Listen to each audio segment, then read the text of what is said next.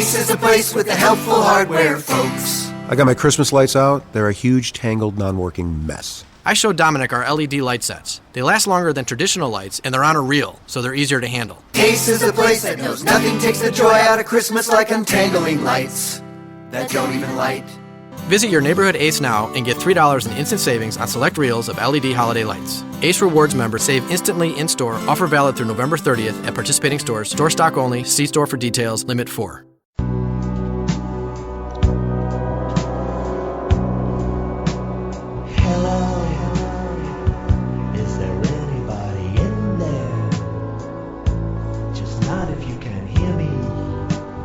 I love this song, so we're not talking about. Okay. A little Pink Floyd on a rainy Thursday. I liked it too, like in the early 80s.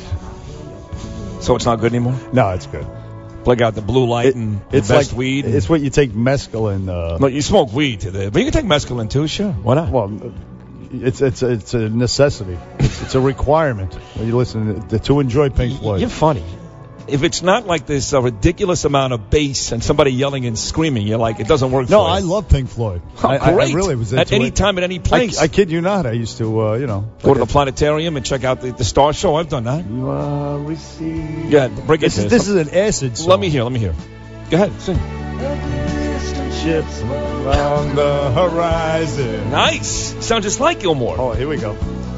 You are only coming through in waves. This is really good. Yo, I used to, like I said, drop a hit of mescaline and drive a cab all night long and listen to Pink Floyd. It's funny. And by the way, folks, welcome back to the Bernie and Sid show here on legendary 77 WABC on this rainy, raw Thursday morning in New York City. What's funny is, when the story came out maybe about a year ago down in Florida, when I was doing the morning show, that Roger Waters from Pink Floyd had sent a letter to John Bon Jovi saying, why would you ever perform in Israel, basically for those Jew bastards? It came off like a real anti-Semite, like he did with Howard, by the way. And I wrote off Pink Floyd. I'm like, I'm done with him. I'm done. F. Roger Waters, he's an anti-Semite. I'm done. And then like a week later, I started the show with Wish You Were Here or Comfortably Numb, one of those songs. Because you're essentially, well, I don't want to say spineless. Well, I'm like, well, you would say I'm like Hillary Clinton. She stands for nothing. She believes in nothing. And by the way, she embraces, and her party embraces Roger Waters' thinking on boycotting Israel. Why do I give you this stuff? It's true, though. No, it's not. Listen, Sidney Blumenthal, Bernie Sanders. Bernie Sanders pushed to have that in the Democratic platform. They took it out. She said, no, you can't do it because it's not politically practical. Yeah. But anyway, how about those next? Hey, listen, let me say happy anniversary to my wife. Is that right? Yes. Today's the day, 26 years. Oh, my God, happy anniversary. You're still the one, gorgeous. My wife, Carol. Oh, that's beautiful. Thank you. You know what's funny? I wanted to say that to her. Happy anniversary to both of you. Thank you. That's great. Yeah, it's fantastic. 26 years. 26 years. I can't even believe it. This June will be 25 for me and Danielle. But what's funny about you celebrating your anniversary today is that, and you know this, Danielle, me, Ava, and Gabe are staying at my sister's house in Mill Basin, Brooklyn, since we moved back. Ray Sherry, my sister, my brother-in-law Albert, and today is their anniversary. How do you like that? 6 o'clock this morning. First thing I heard was happy anniversary. I think we're getting together, going to Chaz Palminteri's restaurant a little bit later this afternoon. There you go, the McGurks and the Bakers celebrating their anniversaries together. That's great. Well, happy anniversary. Thank you. I wanted to say that before we got to the big news today. That is the big news. Your anniversary. Well, yeah, that. And, there's other big news. There's other big news? Yes. Are the Cubs? They even the series at one game apiece? Jay-Z and Beyonce, they hate Kanye and Kim. They won't let their kids play with each other. Doesn't everybody hate Kanye? They think Kanye's a screwball. He is. Yeah, but they collaborated on records before. Oh, they did before. You're right, yeah. This is very disturbing. Well, these things happen. Bands break up and people tend to have these types of squabbles. But not that I know any of these people, or really like any of these people, but Jay-Z seems to be, for a multi-millionaire, seems to be more down to earth than Kanye. He seems to be, his head is screwed on a little tighter. Right? To say the least. Right. Than screwball Kanye West, yes. Well, you don't like either one of their wives, even though most of America lusts after both of them, Beyonce and Kim Kardashian. You don't like either one of them, do you? I don't like Kim Kardashian. And I mean physically. You don't even think she's good looking, right? Who, Kim Kardashian? Yeah. She's disgusting. It makes me sick. Disgusting. Really. I get nauseous looking at that big Tushy? thing, the booty, whatever you want to call it. Why do you lead me down this road? I said tushy. I just don't like say a bad word. I don't like Kim Kardashian. Hold on a lot second. of people don't like. Okay, so you dislike Kim Kardashian? I hate the whole phenomenon. You know what I'm talking about? About her making tons of money because she made a sex tape with Ray J. Just the whole vapid, insipid, stupid, waste of time phenomenon. But wouldn't you agree? Being famous for nothing. But wouldn't you agree that all of that, while annoying and frustrating, pales in the I'm angry comparison to Beyonce, who now writes and sings songs at halftime at the Super Bowl about how much she hates the cops? She seems like she's got a mean streak inside her. And I remember after Mitt Romney lost to Barack Obama back in 2012, she actually tweeted the morning after the election, "Now what, Mitches?" Really? A little. That's actually funny. Yeah, but a little grace, a little class. Come on, kind of take funny. it easy. That's funny. Now what, Mitches? Yeah. Now what, Mitches? We had a guest on once. Mitch, and again, you said Mitches. That's funny. Didn't you do that? You like that? Yeah. We had Mitch. What's his name? Mitch Modell. Oh, Mitch Modell. You stole that from Beyonce? Stole. You, jeez. It's not trademarked. Get that Mitch in here. Something like that. I didn't steal it from her, but now that now that you bring it up, it was the same line of humor. They're all horrible people, all of them. Every one of all four you just mentioned: Sean, Kanye, Kim, and Chris. I should say, whatever the hell his name is. Who knows? So anyway, stand any of them. The big news, of course, to be serious, is that they're one step closer to indicting the Clintons for the Clinton Global Foundation. No, they're not. It's all over the front page of the New York Times, New York Post. But they're not even close to being indicted. It is all over the papers, but no, it's. I figured you were going to tell me the big news today is, and this is true, that Trump is gaining just a little. 3 points in the brand new Fox News poll. And I've been the one for weeks to say it's over. Now, I still think it's over. I just think the Electoral College and all the math does not add up. But there is a glimmer of hope if you're a Trump guy like you. Between the Obamacare implosion, right? With the rates, the premiums going up, just skyrocketing, and people, the reality of that settling in. And also, more of this drip from the WikiLeaks emails. By the way, the talking point on CNN, you don't call them hacked emails anymore. They're stolen emails. Yeah. Call them stolen. Yeah. Preface everything with stolen. So from their graphics to their reporters, they're stolen emails. The Russians stole the emails. But in any case, and then they go on to, maybe talk about it. It's funny with the CNN, the whole, coming up, Trump, sex allegations leveled at Trump. Coming up, Trump, the opening of his hotel in Washington, D.C. Coming up, Trump shouts out to Newt Gingrich after his fight with Megyn Kelly. Way to go, Newt! Also, the cost of Obamacare soaring and the new WikiLeaks revelations. We'll be back right after this. Keep that quiet. It's amazing. Hey, listen, this morning, the I-Man was giving me a hard time for my steadfast support of Donald Trump. I heard it. And so I feigned an epiphany, and I started trashing Trump. Hold on a second. I'm with her. Right, I heard that. Stronger together. He's nothing but a racist, fascist, narcissist, orange anus, etc. Right. And people actually believe that you were. Yes. People are stupid. I started getting threats on the Twitter page, on Twitter. I'm sure you did. Which, again, and we talk about this all the time, whether you're serious, whether you're joking. I mean, there are still tons of people out there that tweet me at Sid Rosenberg and on Facebook every day that go, Sid, you're a great actor. Your show's great. The back and forth with you and Bernie, great. But we know you're voting for Trump because, and I don't even bother answering anymore. And if, God forbid, in the past I would say, no, I'm really not, they'd be like, well, you're a lowlife. And your wife and your kids. And it just doesn't stop. It doesn't stop. It's hard to believe that somebody would side with the cop haters, the apologists for the terrorists. You're funny. You are funny. The America haters, the pocket liners, the corrupt, greedy thieves. Right. And it's hard for me to believe somebody would align themselves with a corrupt, greedy thief, a racist, a bigot, a misogynist, a bad guy. And don't tell me about his kids, because until you show me pictures of big Donnie Trump out there with Donnie Jr. at a Little League baseball game, you see, while his mom was taking Don Jr. to Little League baseball and Ivanka to ballet, Donnie was banging Marla Maples. So stop telling me what a great father he is and look at his kids. Yes, his ex-wife did a great job raising those kids. Now, Donald made money, gave them all jobs, which is very, very nice. But Big Donnie wasn't at baseball practice all day long with his little boy, I can guarantee you that. You see, folks, Sid is not kidding. No, I'm not kidding. I can't stand the guy. It's not an act. No, I can't stand the guy. He's down with Hillary. He's not fooling me. He's with her. Stronger together. Well, I'm not if I'm with her. I'm just not with him, so she's my only other choice. I'm not going to vote for Gary Johnson. Waste my time. Waste America's time. I mean, if we're voting on personality and stuff like that, Gary Johnson's the winner.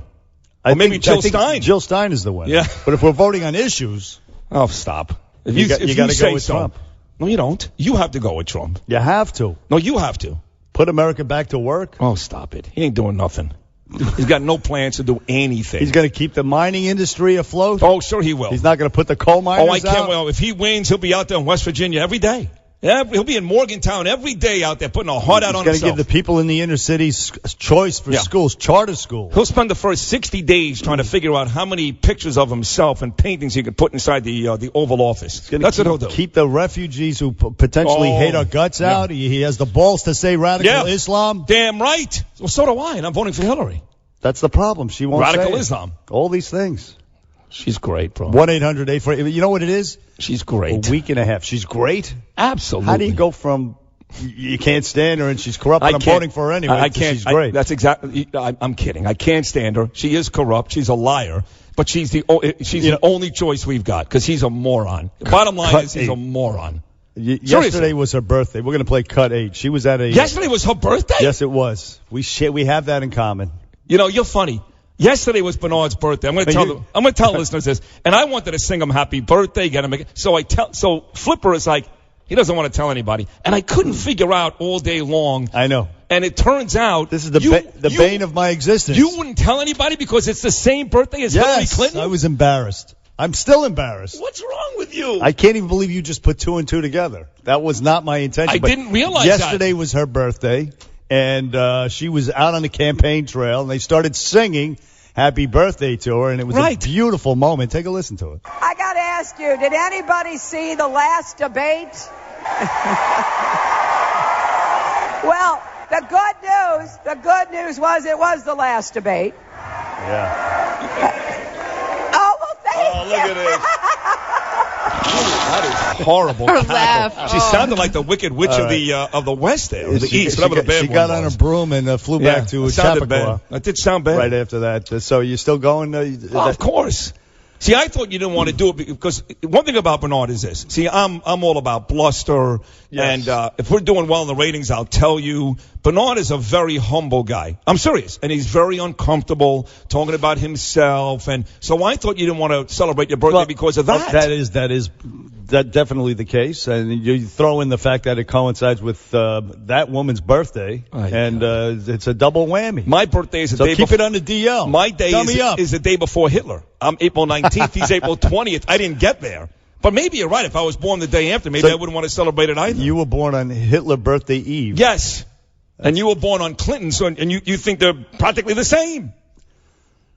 Did you go that far?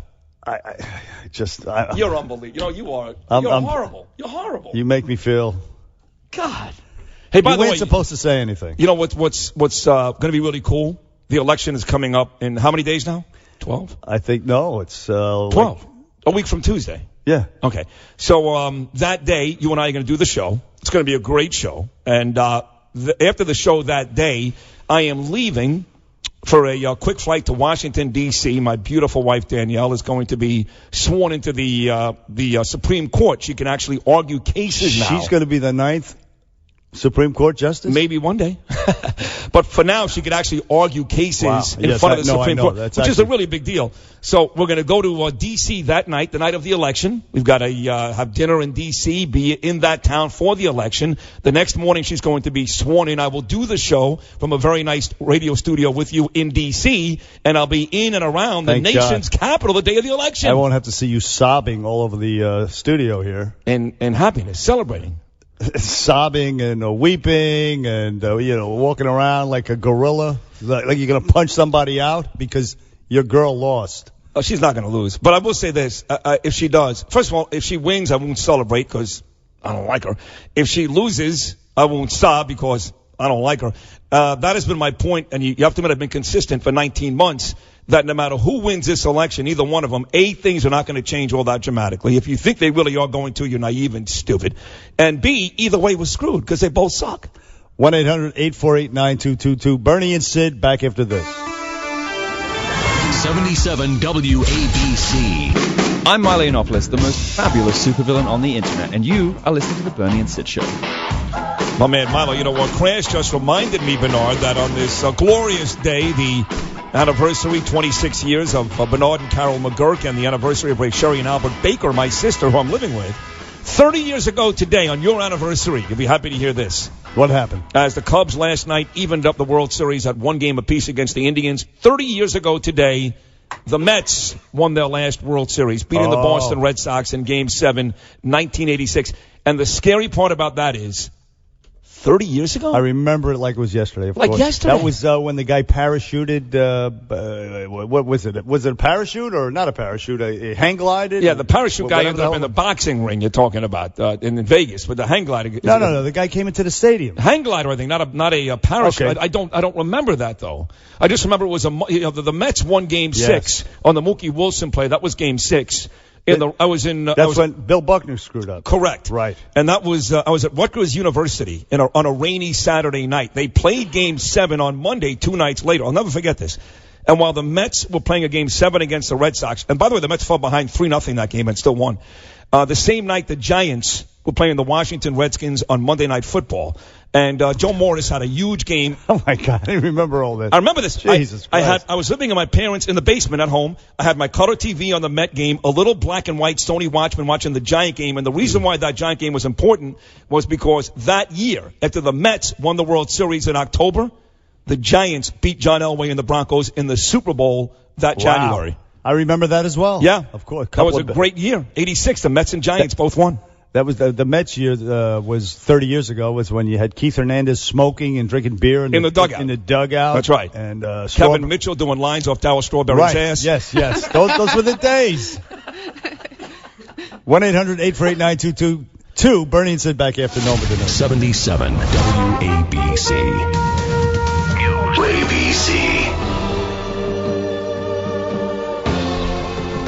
People who say you're taking time out of swing states to go do this, you say. I say the following. You have been covering me for the last long time. I did yesterday 8 stops and 3 major speeches, and I've been doing this for weeks straight. I left there for an hour and a half. I'm going to North Carolina right now. Then I'm going to Florida. I'm going up to New Hampshire. For you to ask me that question is actually very insulting because Hillary Clinton does 1 stop and then she goes home and sleeps. And yet you'll ask me that question. I think it's a very rude question, to be honest with you. So true. Back on Bernie and Sid on 77 WABC. Sounds like such a baby. Listen, the guy's an energizer. Look, he's an energizer bunny. He's doing everything. Yes, he stopped at the hotel to help out the kids, and he promoted it. It was brilliant. I had no big deal with him stopping at the hotel, course. But the fact that he has to make Hillary Clinton mentions every single time. He's such a whiny little bitch. I mean, that's Bill Maher's line. Whiny little bitch. Is that right? Yeah, I don't watch Bill Maher, so I didn't get it from him. But that's what. Well, Bill Maher happens to be right. And I think Bill Maher's a jerk. Here, how about this? Hillary Clinton is a scumbag. You can't. Nah, it doesn't work. Yeah, she's a scumbag. For a girl? She's a jerk off. Nah, no good. She's a girl. No, well, let's go. If we want to. Well, you can't go where you want to go. Go to the profanities. That. Well, yes, he's a whiny little bitch. That's all he does is bitch and complain. Hillary, this is rigged. But I'm saying all this to let you know this as well. I talked about the big day for Danielle coming up the day after the election in Washington, D.C. I'll be there election day. We'll do our show. It's going to be great. And I just came up with a brilliant idea. It'll be great if Trump wins. If she wins, it won't be great. If it makes you happy, that's It'll be a fine. good show. I could care less. They both suck. So I'm going to stay in D.C. How great would it be, being that Donald Trump just yesterday opened up this gorgeous brand new hotel in D.C. if he reached an olive branch here, and we stay at his brand new hotel in D.C. That could sway you to vote for him. Something like if he made a move like that. That's a Sid Rosenberg. That's very shallow. Yeah, Stop it. I know. But let's face it. Stop. If somebody reached out to you and said, Sid, You're going to stay in a suite. You're going to stay in the presidential suite. Does it include a continental breakfast? And all the porn you could ever desire. Yes. Really? And, yes. And free room service. You would vote. You would switch your vote. You support to Donald Trump. In a heartbeat. In a heartbeat. In a flash. In a heartbeat. Without a doubt. Yeah. So if he cares, and I think he does, I know he and his kids listen every single day. He can't be happy that I rip him every day on New York City radio. Then it's in Donald's best interest to reach out to me, have Heather or somebody call me now, and set me up. That's right. That's right. But you're always looking to schnorr. Absolutely. You know that you know that word, right? That's a racist remark. You're snoring. You use the Yiddish word to talk about me, and I'm Jewish. You're snoring. You're always like you want stuff. That is a schnorrer, yes. That is the epitome of a schnorrer. A shout out to my boy Tony. Vote, right.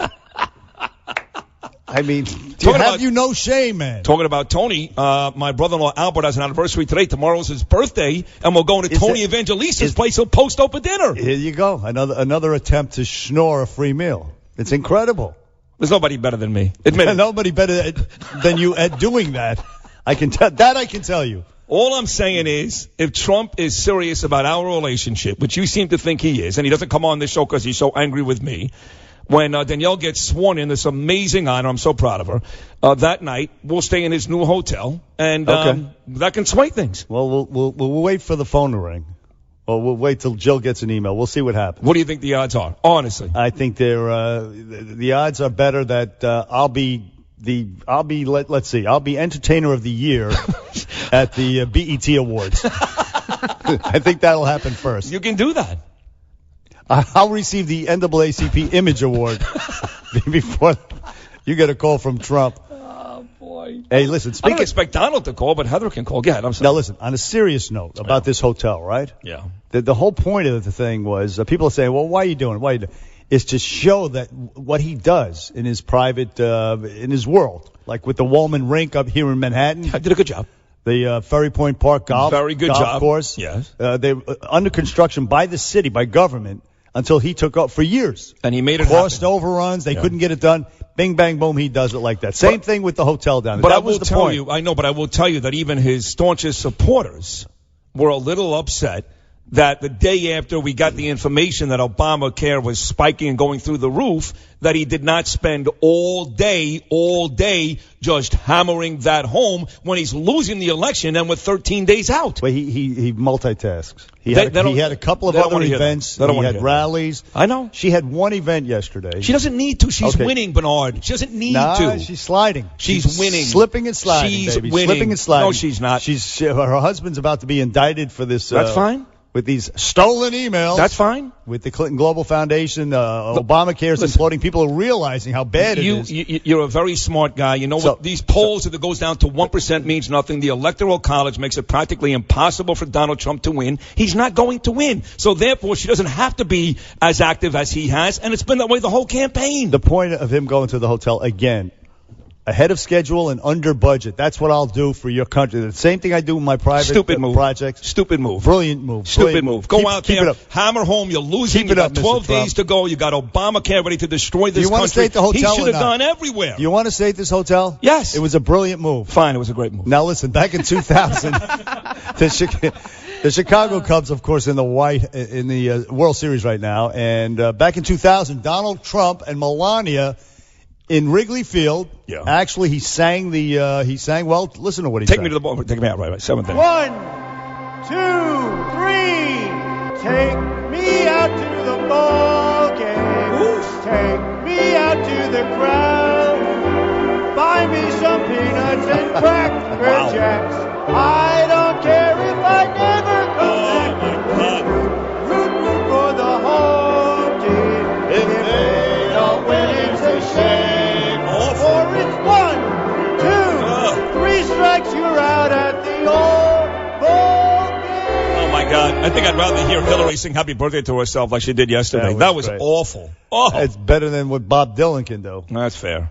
Come on, listen. But Bob Dylan won a Nobel Peace Prize. He did. He did win a Nobel Peace Prize, but he can't sing. Do you have the audio? He sucks. From 2008? May have been before that. You're better with dates than I am.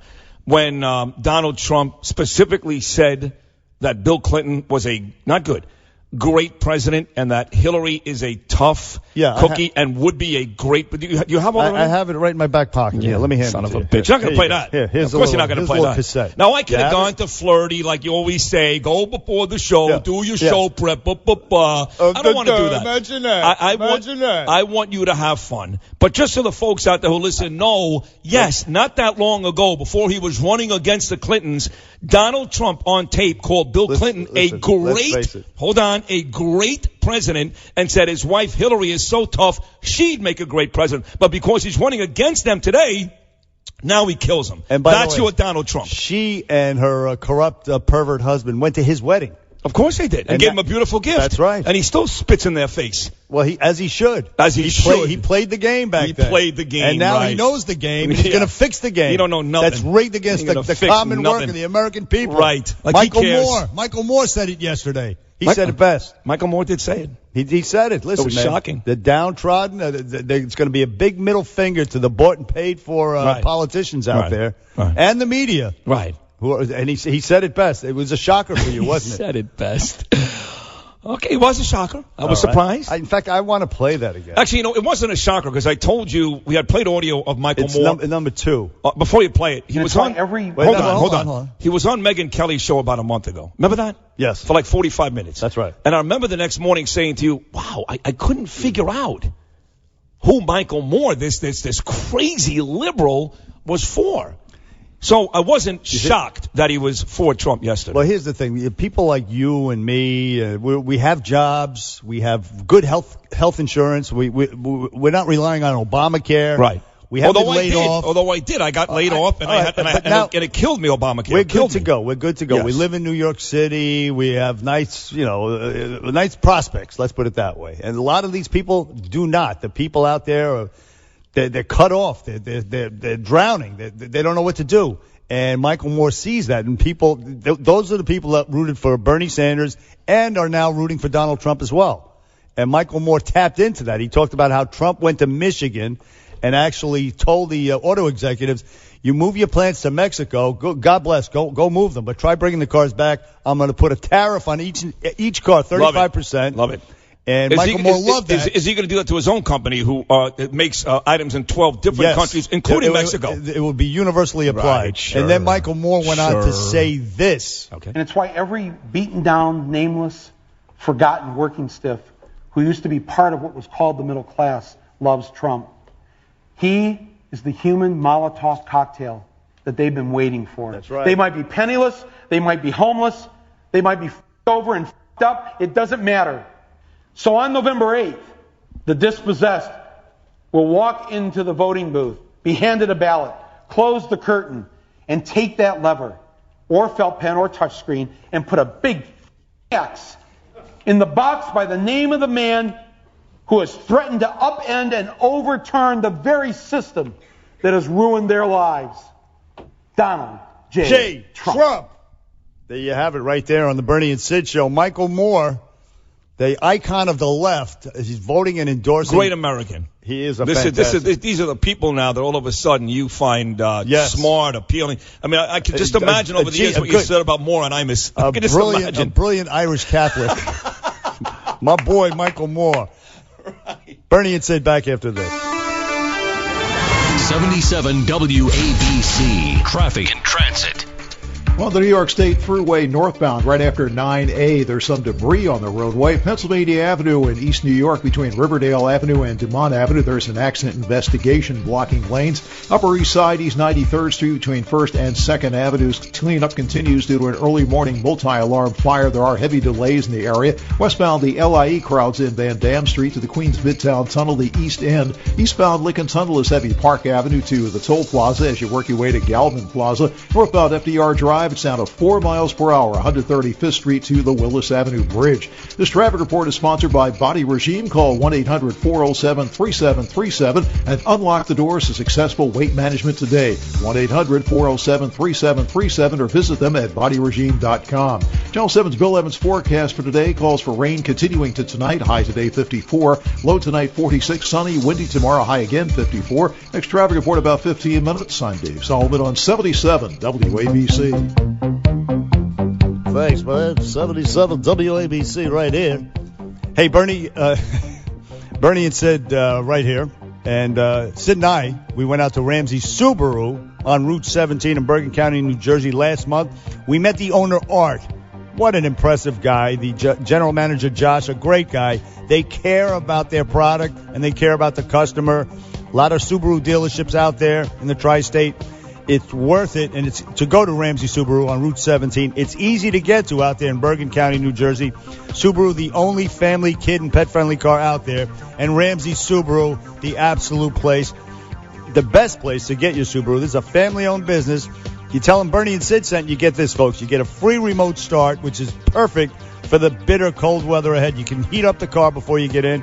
All you have to do is tell them Bernie and Sid sent you. And now, if you don't want that free remote start, you get a $500 credit towards your new car purchase. Josh, the general manager at Ramsey Subaru, he won't haggle with you. He's going to give you the red carpet treatment. They have 2017s in stock. And for WABC listeners, they're going to offer you 0% financing for 63 months.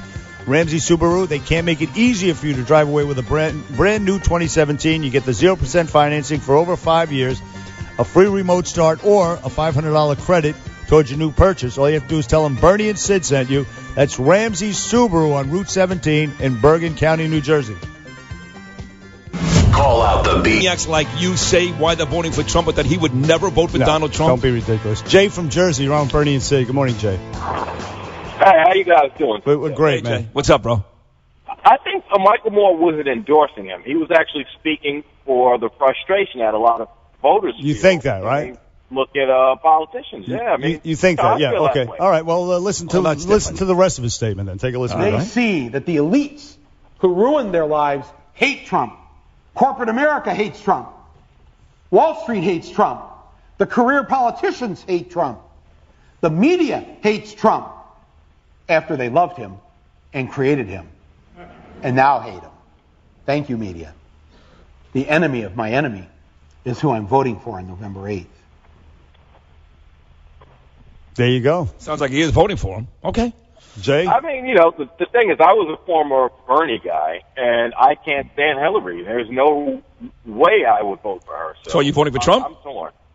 So you, either him or third party. I don't really know. well, if you care about the working man, then don't vote for Trump because he doesn't care about you. He doesn't care. You got to stay away from Hillary. Don't vote for Trump. I mean, she's a status quo. If you want more of the same, yeah, sure. And you ain't playing on this golf course. You're not staying in his hotels. He doesn't care bringing about in you. indigent workers to compete for the jobs and resources of the lower class, the working class, the blue collar class. Right.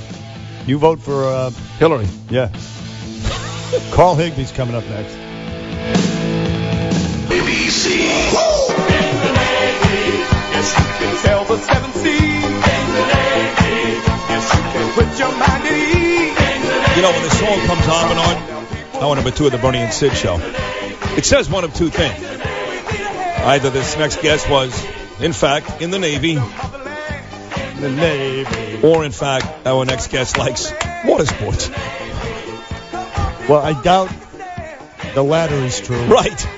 This man, our next guest, is a true American hero. Absolutely. Actually, and a true American. And with the battle going on in Mosul right now, this is a guy that put his life on the line. That's right. And did an amazing job capturing one of the really bad guys. It's not like Donald Trump. Capturing a really bad guy in Iraq, in Fallujah. He's a great guest on Fox News, a great guest of ours, and a friend of ours, and that is Carl Higbie. Carl, welcome back to the Bernie and Sid show. How are you, pal? Well, I'm good. How are you? we could be a lot worse, Carl. Always good to have you on the other end of the line here. You're also a spokesman for the pro-Trump Great America PAC, and for that, you're also a great American, in addition to your service to this country over in Iraq with the Navy SEALs. And so we thank you for that.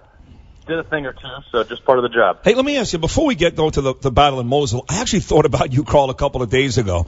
This story... I hope you had clothes on. Yeah, I did. Yeah, he was playing in the Navy in the background, though. That's what I was thinking. I was like, what kind of show is this? Yeah, well, listen, we're in New York, bro. We're very liberal here. We're very bohemian. Right. On a serious note, the Pentagon, this is unbelievable. They wanted more folks to go fight in Iraq and Afghanistan. So they offered people like $15,000-$20,000 to go fight. So a bunch of people joined the California National Guard, and they go, and some of these folks, as you know, Carl, serve 2 tours, 3 tours. Well, it comes back that this money they gave out, they weren't supposed to, about $37 million. And the Pentagon has the nerve to ask these people who fought 2 or 3 tours in Afghanistan and Iraq for the money back. Now, I know they stopped because of the bad press they got, the Pentagon. But when this was going on a couple of days ago, you had to be like, because you went through the same nonsense with the bureaucracy, you had to be like, oh, my God, right? I was losing my mind. First off, they didn't ask for it back. They took it back. They have the authority somehow to reach into your bank account and charge you interest and take this stuff. I mean, here's the problem with this is the only reason this stopped was because of the media attention. It didn't stop internally, and that's the fundamental problem with the bureaucracy we're facing here. Look, I'm glad it stopped, but what about the people that for 3-4 years have already been paying these bonuses back, who don't have the money? When you get out of Navy boot camp or Army boot camp or whatever, you are making about $900 a month. Wow. That is, I mean, keep in mind, that is like so far below the poverty line. Granted, there's subsidies within the military. On top of that, they cover your food and housing and things when you're a junior enlisted person.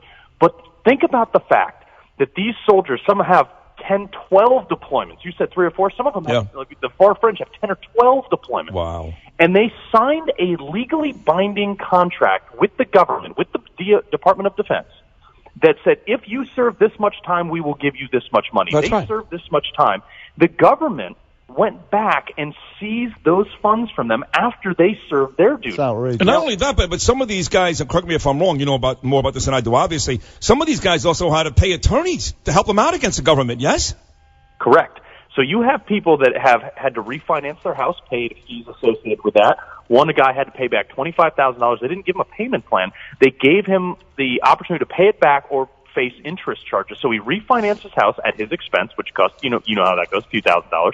Then he had to pay back the military. Now, what is the military going to do for these people? Look, they've stopped the payments. That's great. But we need to keep the media pressure on them. Write your congressman, write your representatives, and tell them to keep the pressure on them because these guys not only deserve their money back, but any fees associated. Absolutely.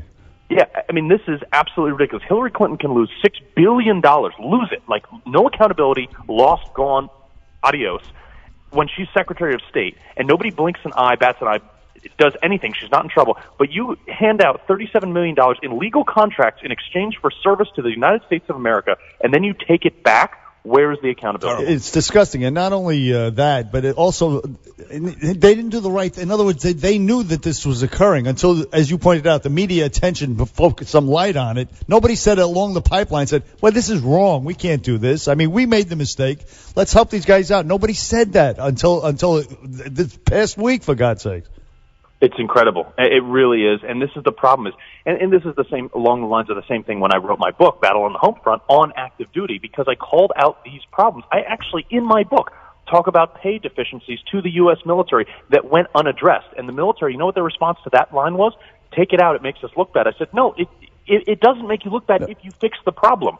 I'm not trying to make you look bad. I'm trying to fix the problem so people don't have this. Here we are 5 years later after I've written the book, having the same problem on a much, much larger scale. Nothing's been fixed. I read your book. You were persecuted. You guys were persecuted. You are the guy who captured the Butcher of Fallujah, and they made you guys look. They put you through the ringer with trials and this and that and the other for maybe slapping this Butcher around. I mean, I couldn't believe what I was reading, that the Navy brass was actually doing this to you guys. It really is a travesty of justice here. Our troops are being sacrificed at the altar of political correctness for the sake of a few polling points in an election that it really belongs to the people, that's been sabotaged and taken away from us by the political elites. All right, so Carl, now we have this movement, this effort to retake Mosul. Donald Trump's out there saying, hey, what about the element of surprise? What do you say about that? Absolutely, and the element of surprise is key here. Like, you don't go, if you're going to break into someone's house to, seize an asset or something like that, you don't tell them you're coming. And at the end of the day, Mosul is critical for the infrastructure of Iraq because of the dam, the resources that dam provides, and also the infrastructure that we as Americans built up during the war in Iraq and Afghanistan. Look, we are the country, the United States of America has the most powerful army in the world. When we rolled into Iraq the first time, we took over the world's 5th largest army in less time than it takes you to get your shirts dry cleaned. Okay? If you don't tell me that America's might doesn't have the ability to do this, you're absolutely wrong. But when you fight it like diplomats, you're going to lose. If you want to send the American soldier in somewhere, let us do our job. And guess what? It's not going to be politically pretty and might not be politically popular, but it will keep the United States of America safe. And there will be collateral damage. 100%. And that's part of war. But the ISIS leaders escaped from Mosul because we telegraphed it for a couple of months. Exactly. And these people are not geographically bound. They don't fight based on geographical borders like we understand here in Western nations. They fight. They're in over 30 countries now. They move around. Their territory morphs. And the issue is, we need to understand that where they currently are, we need to hit it hard. If you are in an ISIS-occupied territory, I've said it before and I'll say it again, you are not a good guy. You are not part of the solution. But but like you said, they move. Like, in other words, the fight's going on in Mosul right now. So again, correct me if I'm wrong, but I believe Rutbah, for example, which you must know about, all these cities neighboring Mosul, ISIS took that over. So what happens is, while we're fighting them, or the Kurds are fighting them, or the Turks, whoever, are fighting them, they go to the next city, take that city over, and then we have to bring the battle to the next place. Exactly. And the problem is we're not fundamentally fast enough. We're not acting quick enough. The issue here is there's two ways to defeat this enemy, and this is there is no other option. There is one, completely annihilate the entire ideology. You cannot do that. It's not physically possible. It's not logistically possible. So that takes that off the table. The other way is to beat the enemy where they are currently, and then you send a message and you beat them so badly that the few remaining alive are so terrified of the United States of America that we leave them naked to their enemy for 500 years, and then they will not bother us. Now, granted the fact, they're going to come back again. They've been doing this since 700 AD. Right. Okay? They've been at war with Christianity. We haven't been at war with them, but the radical Islamist faction has been at war with Christianity and any other religion that doesn't believe their ideology. We need to send a message so clear and so profound that they don't want to mess with us anymore. I did see that when, in fact, we get the win in Mosul, that it will be a much easier fight. And again, this is your expertise. It will be a much easier fight than if, in fact, we tried to take Raqqa. What are your thoughts on that? Well, it's a different fight. It's a different fight because of politics. It is the same fundamental fight on the ground. We need to commit the resources. And here's the issue. Under the Status of Forces Agreement, when we left Iraq, we didn't leave any infrastructure for us to go back and reoccupy. And now, because Obama's trickling in people, even though he said no new boots on the ground, he's trickling people back into Iraq right now to take this Mosul thing to the tune of 8,000 to 10,000 troops. That is not enough to sustain operations, feed the troops on the front line, and feed them, metaphorically and physically, and accomplish the mission. You need tens, maybe hundreds of thousands of people to occupy an area like we did in the Battle of Fallujah, go through, clean it out, drain the swamp, if I want to steal a phrase. Right. Yeah, go ahead. So listen, let me just say this. This is my opinion, and it's a very crude one perhaps, but I just read Bill O'Reilly's Killing the Rising Sun. I knew all about this beforehand, but of course it's all about the dropping the bomb on Nagasaki and Hiroshima. The Japanese were every bit as barbaric as the ISIS savages are, and so they're concentrated in Raqqa. So what did we do? Even in World War II in Europe, we bombed cities with civilians in it, and of course we bombed Hiroshima and Nagasaki and there were still civilians there. That's what we should do with Raqqa. Just eviscerate the whole city, just eliminate it, drop a couple of big, I don't care if it's atomic or conventional bombs, but while they're in there, drop some bombs on it, as you say, scare put the fear of God into these people, and they'll have some respect for us, maybe. And you're right to an extent, and I will push back on the nuclear weapon just because of the political implications that brings. Here's the issue. We dropped 2 atomic bombs on Japan because we had an enemy that was going to strap a bomb to themselves and run into an enemy force, blow themselves up, as well as hide their militants in the populations of their people. Sound familiar? Yeah. Exactly like what's going on Bingo. today. The criteria meets it. The only difference is the media's influence on political popularity of a war effort. That is the only difference that is deciding the fate of this war right now. Well, then what do you do tactically? Again, we're talking here to Carl Higbie, Navy SEAL hero, helped catch the Butcher of Fallujah. What do you do? Look, Bernard's talking about dropping an atomic bomb. No, now wait a second. I'm saying conventional weapons will be just fine. Just take Raqqa off the map. Annihilate the city. Annihilate. Then I've heard people like Lindsey Graham say, that's fine, but he wants to put 15,000 troops on the ground. Then I hear, no. Not one more American is going to die in that place. Forget about it. We're going to keep bombing from the air. In all seriousness, Carl, what is the only way to win this war? The only way to win this war is get the politicians and the bureaucrats off the battlefield. Let the American soldiers fight. That's fine. Forget about what do the Americans? Do you need troops on the ground? What do you need to do to win? Two things. You can put 250,000 boots on the ground in the region and then go through city by city, door to door, fight it like that. Or there's the absolute worst option, which is do not take a nuclear weapon off the table. I'm not saying drop it, but do not take it off the table. Because the second you say unequivocally that you will take it off the table, the enemy hears that, and they adjust accordingly, and they're not as That's afraid. fine. That's a good threat. But what you're saying then, as a guy that served there and you saw people, your own friends, die right in front of your eyes, you are saying that you would put troops on the ground. Yeah. Over the next 10 years, this will cost tens of thousands of lives worldwide of civilian casualties, or it will cost thousands of lives of American troops in their country. We have to make that decision, and that's above my pay grade. It's not above mine. I'm saying drop the bomb. No more nation building. No more sacrificing American lives over there for people who hate our guts. The ones that we liberate, they still hate us. So the hell with all that. Drop a few bombs and keep the troop presence to a minimum is what I'm saying. Carl Higbie, you also said that if Hillary Clinton is the commander-in-chief, half the military is going to get out. Right. Why do you believe that? Well, I mean, look at what just happened with the bonuses. These are people. The troops of America are fathers, husbands, sons, daughters, wives. Husbands. These are good people, normal people like you and I, that just chose to do something extraordinary. And when we get paid crap. I mean, let's be honest. Our bureaucrats in Washington, while they vote pay raises for themselves, the average soldier make less than $30,000. Okay, you can make more on entitlement benefits than that.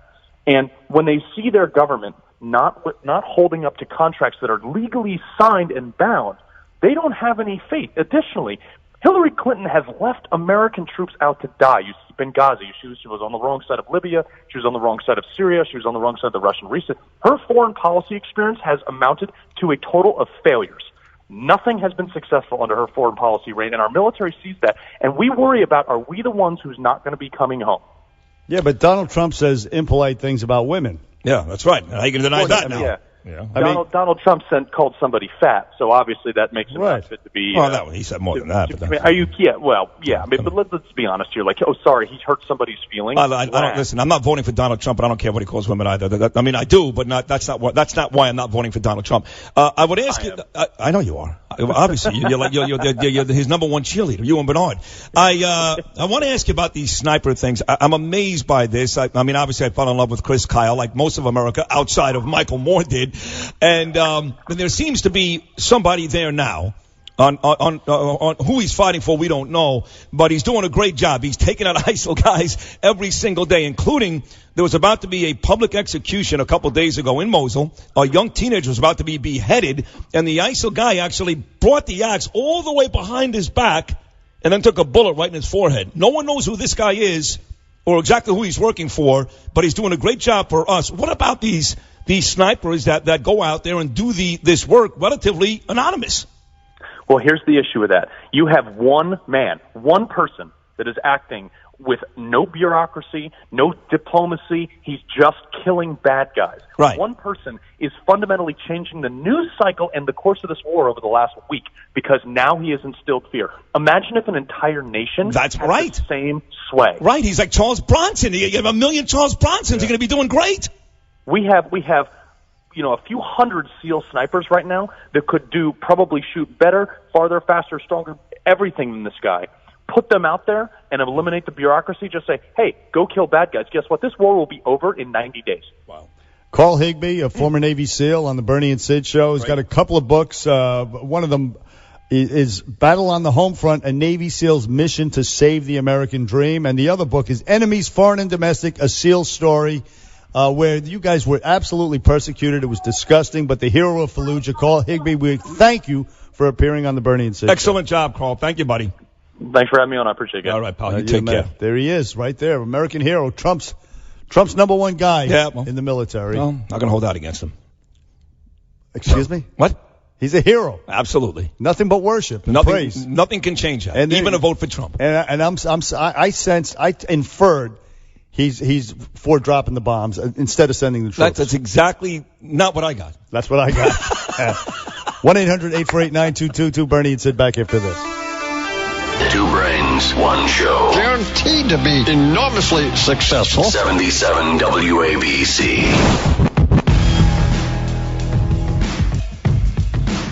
Back on the Bernie and Sid show on WABC. We have a little controversy over. Well, you should be ashamed of yourself. Maybe over the Michael Moore endorsement of Donald Trump. You should be ashamed of yourself. We'll talk about it in a little surprise, bit. Of course. He should be ashamed of himself. Why? He didn't do anything wrong. Well, we'll find out. We will find It's a tease. This is a tease. And the sniper of Mosul, by the way. What about him? Well, it's being reported by Iraqi news agencies that this happened, this occurred. Yeah. But the bad news is the kid that he tried to save. He's dead anyway. He got. They shot him. He still got. But at least he got shot quickly instead of carving his head off. If it's true. If it's true. Of course it's true. Well, the Iraqi news agencies are giving the Americans, or at least the other side, credit. They're making this guy out to be somewhat of a hero. Well, we don't know if it's an American sniper or an Iraqi sniper. Nobody knows. Or could be right. We know that he's killing ISIS guys. We hope. We hope right. This is all true. Not apocryphal, to use the $3 word. That's a great word, and you're right. This is still up for debate, but what you did with Michael Moore is shameful. What did I do? Yes. And you do this all the time, and nobody loves you more than I do. But if this is true about Michael Moore, it is true. He should be ashamed. Why? Because clearly a cheap stunt on his part to promote his stupid movie. He was trying to explain something. How idiotic you people sound. He was using the movie premiere. He was using Trump to promote his movie. So 5 minutes ago, he was a great American hero. We're going to investigate. We're going to play the tapes. No, you're guilty. And we're going to investigate. You are guilty. He's a fat slob. If he pulled off if this was a cheap stunt and now he's just trying to save face. It's unbelievable. We're going to find out. He was a great American. We have the tapes. Oh yeah, you're going back on Bernie and Sid after Nome with the news. Going down like Linda Lovelace. WABC.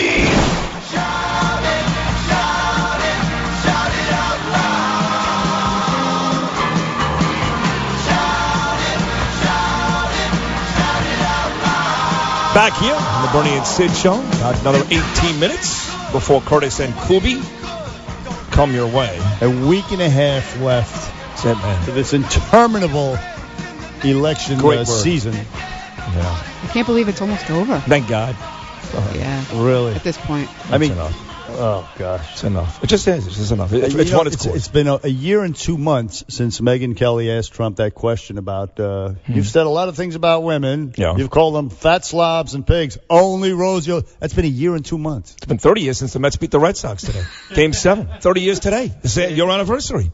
Al Baker's anniversary. 30 years today. The Mets won the World Series. I remember that like it was yesterday. I can't believe you don't remember the guy parachuting into Shea That was Stadium. Game 6.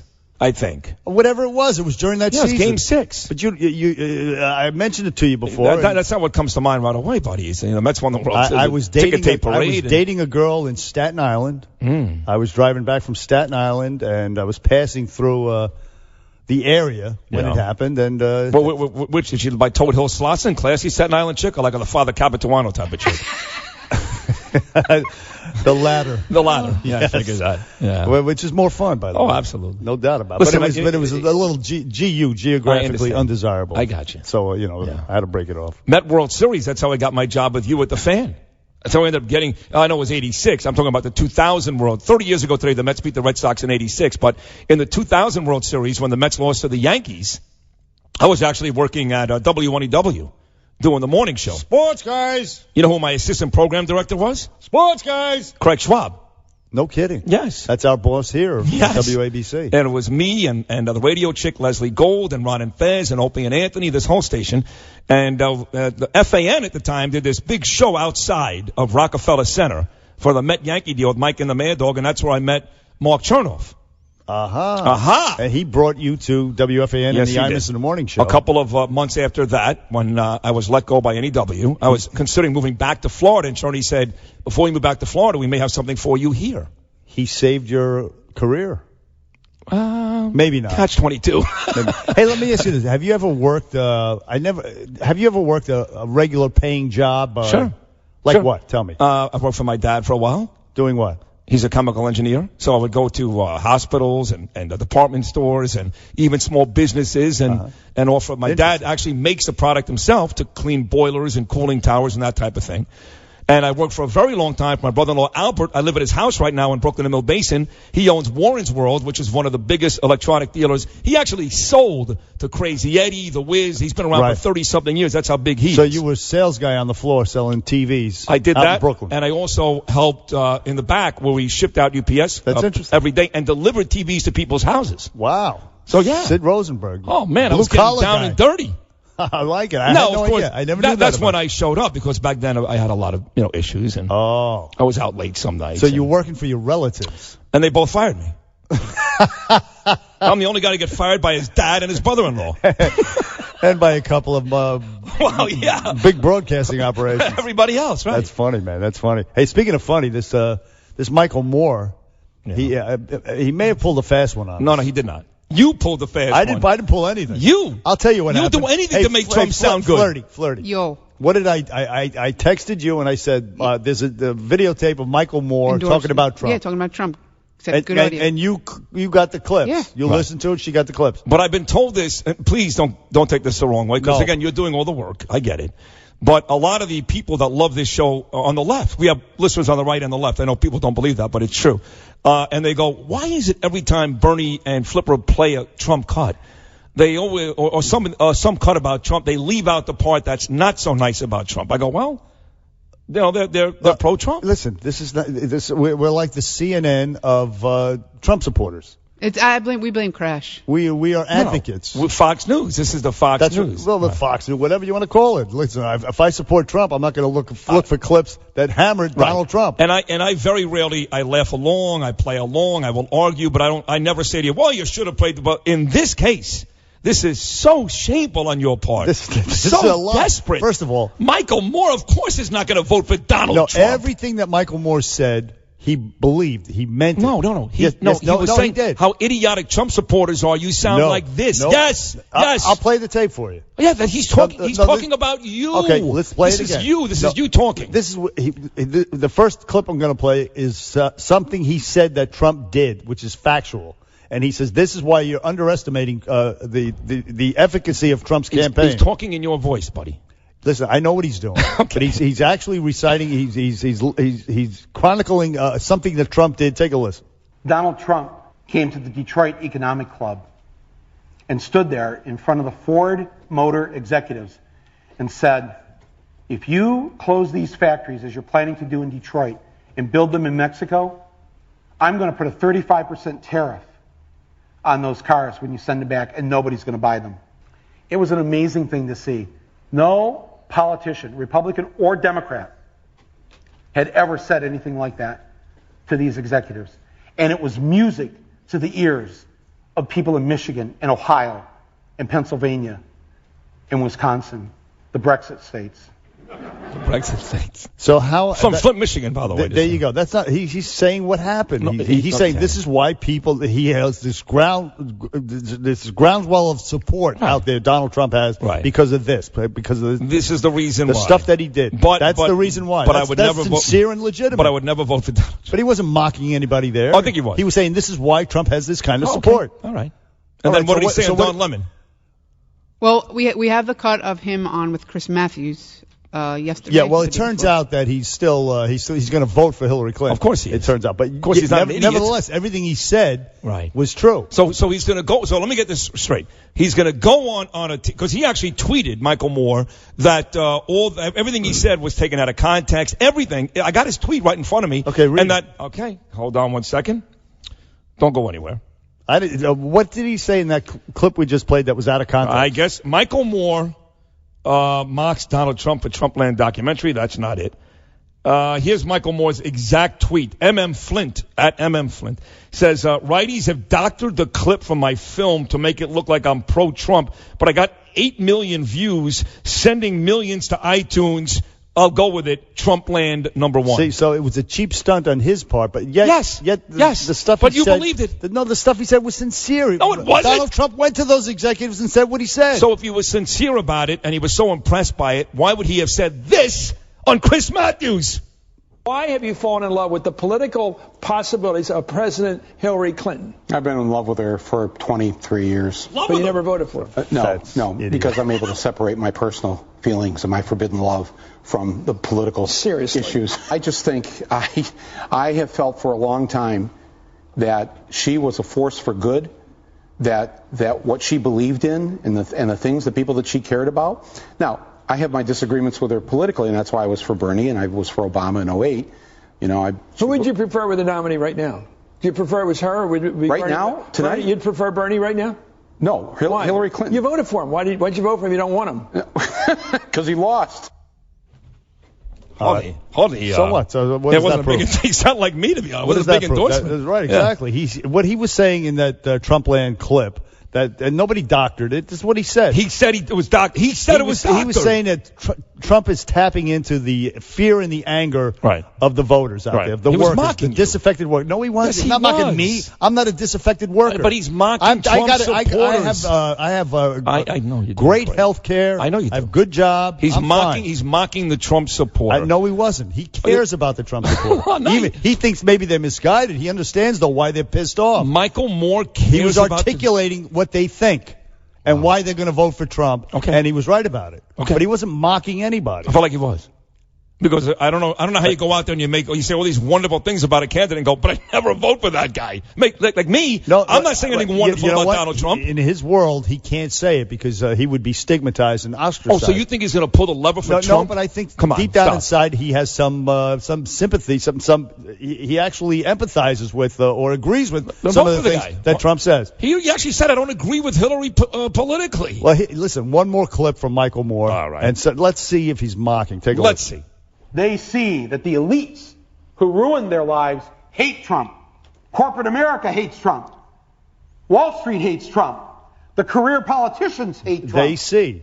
The media hates Trump. Yeah, the Trump supporters. They loved You him crazies. and created him. And now hate him. Thank you, media. The enemy of my enemy is who I'm voting for. What you say all the time. Stole that from you. So what he's saying is he's articulating what the Trump supporters think. He wasn't mocking them. He was articulating what they think. We could argue about that all day long. I think he was mocking him. But in the end, you realize that for days now, you've been playing clips from a guy that's not voting for you. It doesn't matter. What he said was true. He tricked us. In fact, it's worse for you that you have a Hillary supporter who's agreeing. No, and he's not agreeing. He certainly is. Oh, stop. He has support for some of the policies of Donald Trump. Well, I don't think everything He's Donald Trump flip said the table in Washington. I don't think everything Donald Trump has said is asinine, just like 90%. You want the status quo? Stay with Hillary Clinton. I do. Then you're a fool. I don't want to. I'm not taking my chances with two little kids with this maniac. He's going to run this country. You're a sucker and a fool. I'm fine. Bernie and Sid back after this. 77 WABC.